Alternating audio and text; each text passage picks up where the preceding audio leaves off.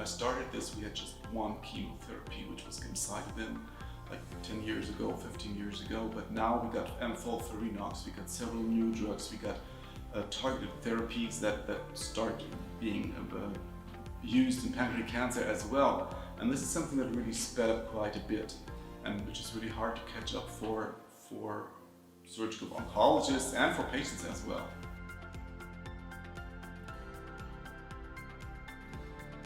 Well, you mentioned in the beginning, this is the most important time where you basically set the path on how the entire therapy probably may run.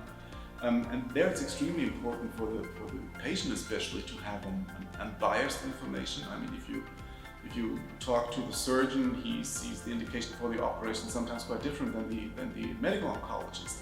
And I think this is something where the patient needs to be empowered to decide, do I want the operation, do I want the chemotherapy? Is there anything that tells me one is better than the other?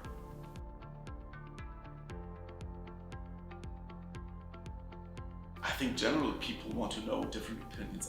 This is nothing that a certain situation occurs within the cancer journey, or, well, if they mistrust their oncologist, that may be the case, but that's not the usual thing that happens.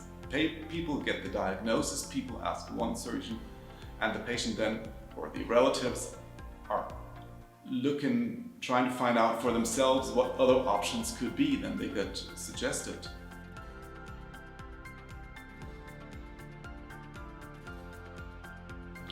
Well, the OncoCoin ecosystem is a artificial intelligence tool that basically enables the cancer community to extract information from a huge amount of data and a huge amount of patients that may lead into totally new directions, that basically may show up totally new pathways, and that may give the individual the possibility to differentiate between treatments, the industry to really contact patients they are interested in, and the entire system basically for extracting new information and maybe to even be able to build new hypotheses on how cancer therapy could work.